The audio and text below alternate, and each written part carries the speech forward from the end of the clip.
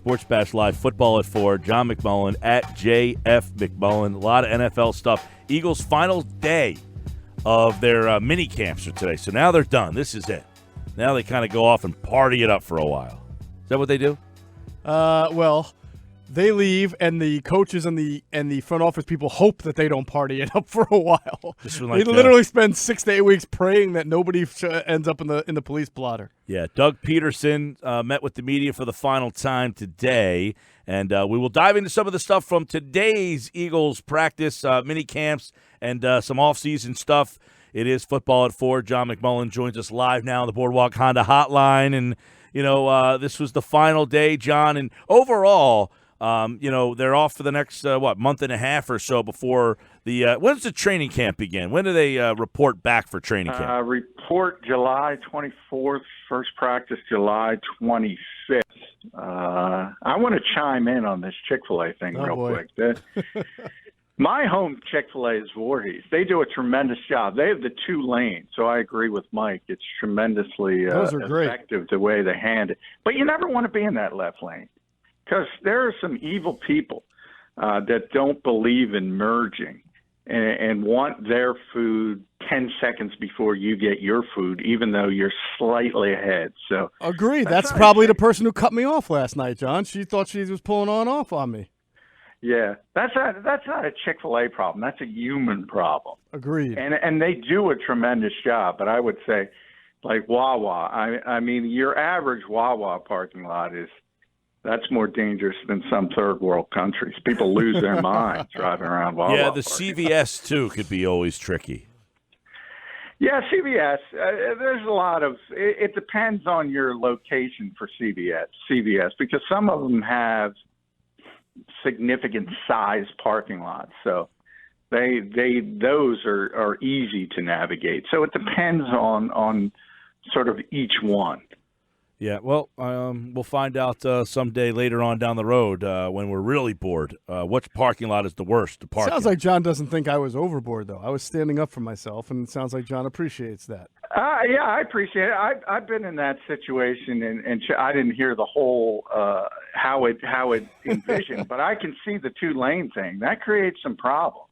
No, the problem is that my local one is a 1-lane, so there's 30 cars, and a woman cut me off. I let the car. I'm making a left, another car's making a right, so I let the car that was making a right go, and then the car behind that car went in front of me also. Could she have mistaken you for leaving? No, I had my left blinker on. I was clearly going in. Well, that's like if you're down in South Philadelphia at the sports complex, and there's a lot going on, and you have these traffic jams. Yeah. They would be so much easier to deal with if people just paid attention. Don't block where it says don't block. So don't go out when the light turns, and let everyone have their chance, cross street, and everything would be simple. But as soon as you get that one guy who's going to block the cross street, everything starts to get backed up. I'm willing to bet this woman was on her phone and didn't realize that I was waiting there to merge after the first car went in. That's what I'm that's possible. That's always possible. Common sense, people. That's all it takes. Okay, We're in a society, as George Costanza would say. We're living in a society. All right, John McMullen is with us talking a little Chick-fil-A. No, football at 4 here is what we call it, of course. This is the final thing. And then, of course, today being the last day, do they go to play Top Golf today, or is this an actual day that they get stuff done? Doug would hope they're going to play Top Golf. The messaging, he gives the messaging every year, and I believe personally the messaging that we don't hear is don't go to cheerleaders, number one, as Jeff pointed out. Right. That was famously Nelson Aguilar a year ago. Or is it 2 years ago? 2 years ago, yeah. I mean, this is sort of a time of year where every NFL coach wakes up, I think, every day, and they hope they don't get that phone call. Because, hey, let's be honest, it's you have young people who have a lot of money and a lot of free time. And certain things happen in those types of circumstances. So in a lot of ways, coaches will tell you this is the time of year they worry about the most because everybody's off and left to their own devices. And I'm not a religious guy, but one thing that has always stuck in my mind from Catholic school is the idle hands. Devil's workshop is idle hands are the devil's workshop, and it truly is. In the fact that if you have nothing to do, you're more likely to do something stupid. Not to forget that there's also, it seems like every late June, early July, there's about 2 or 3 guys who get caught from drug testing, which, previous drug tests. I think that's what happened with Lane a couple of years ago. It came out in July. Yeah, that kind of stuff. I mean, we talk about the marijuana testing because that gets so much publicity, and that opens up, ironically, every year on April 20th. I think that's a joke from the NFL and the NFLPA standpoint. But you only get that one test. So it starts April 20th, and then it's done on the first week of training camp. That's the limit of when they can test. So from that point on, as long as you make it through that, and if you get tested on April 20th, you're fine. You can start right away. But if you don't, you sort of have to wait. So that's an issue as well. PEDs, though, that's always murkier, and there's so many.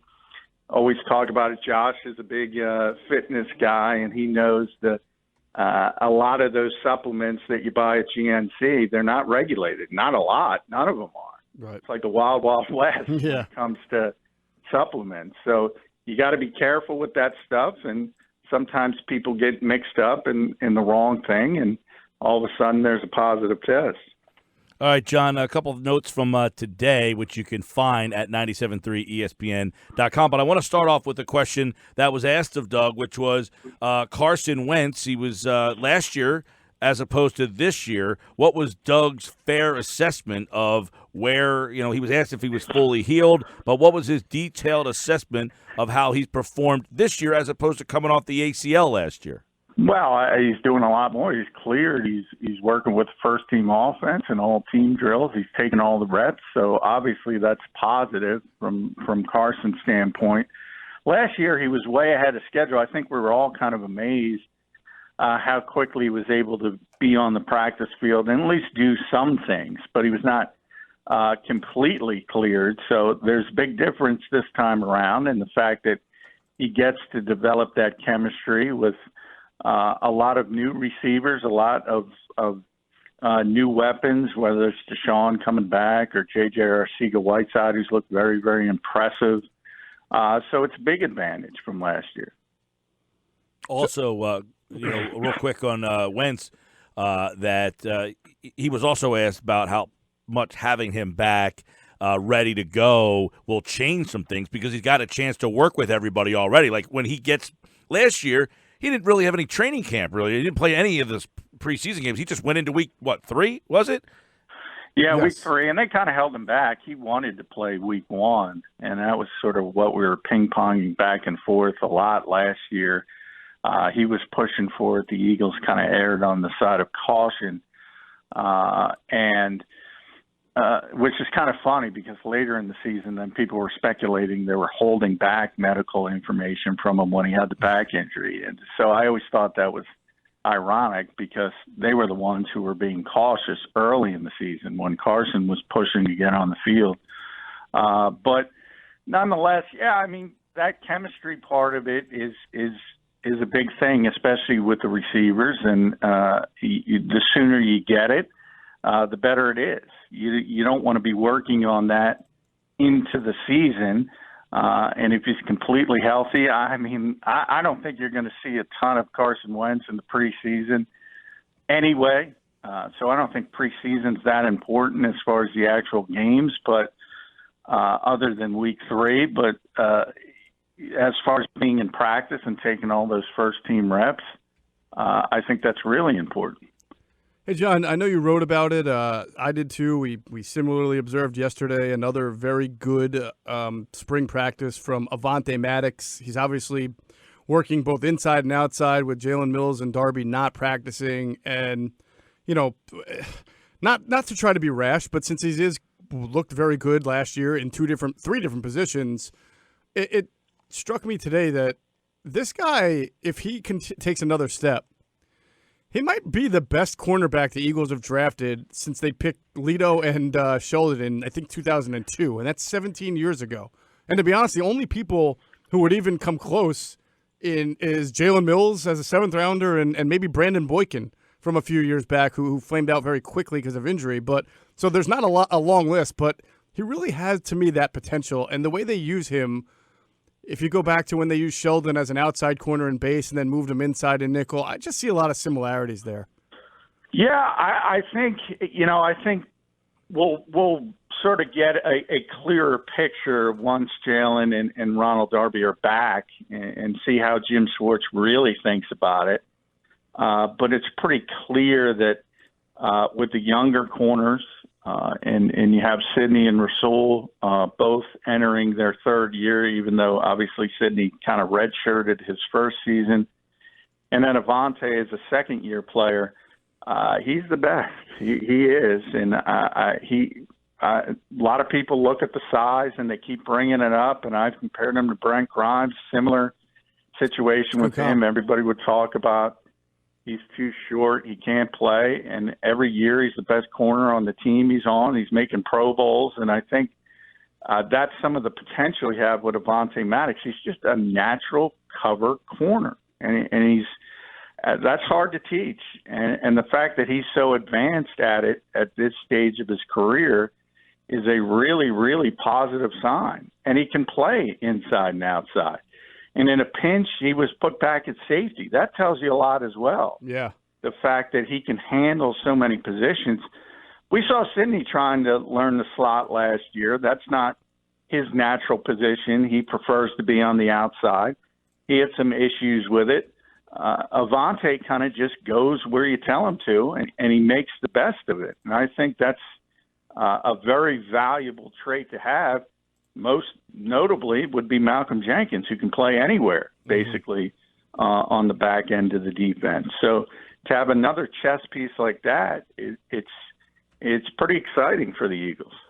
Causes a lot of very intriguing battles, I guess, too. I mean, because, there's a lot of competition there, and it's going to be interesting to see if Jim Schwartz decides, this guy is rising to the top of the depth chart, and in what fashion, inside, outside, where, when he's got Darby, Jones, Mills, all who have some sort of pedigree over him.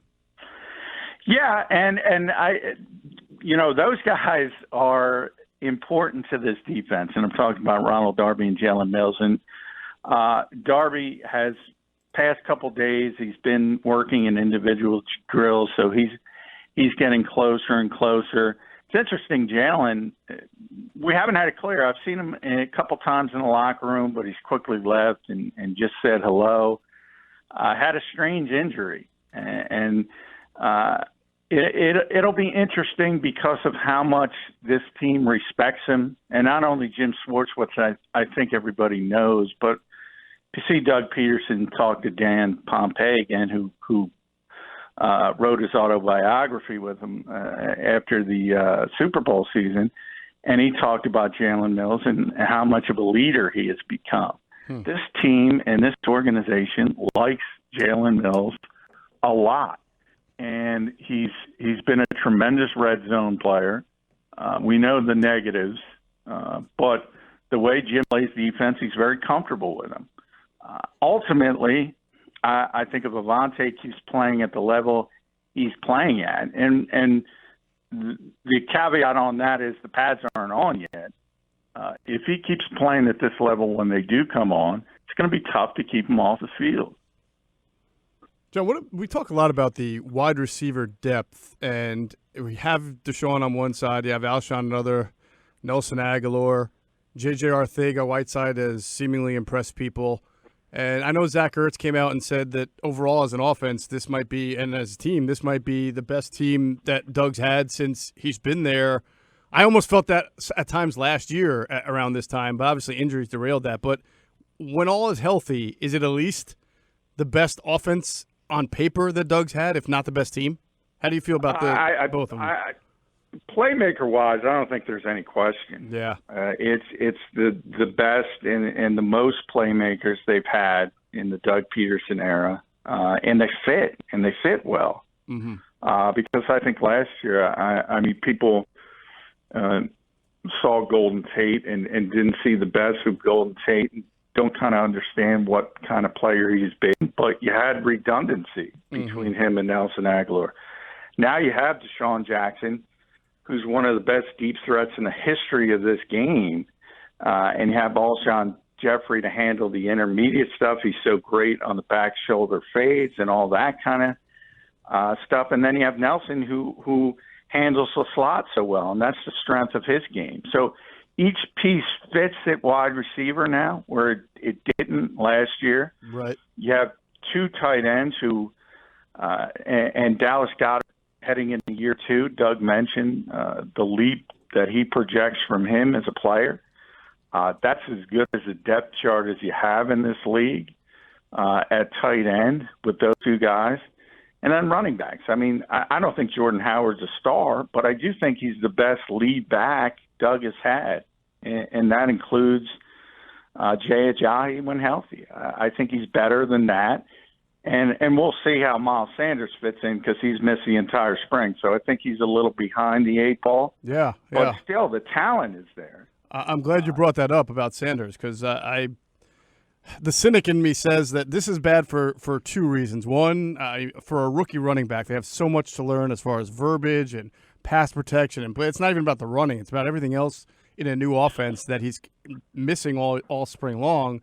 And then 2, him being out, a lower leg, obviously hamstring, and then Nelson Aguilar being out and Shelton Gibson being out. And some of these guys who – you assume it's soft tissue because you hear lower leg and they're not saying more. After what they went through last year, it's a little ominous to me to have these guys missing time for those kind of injuries already.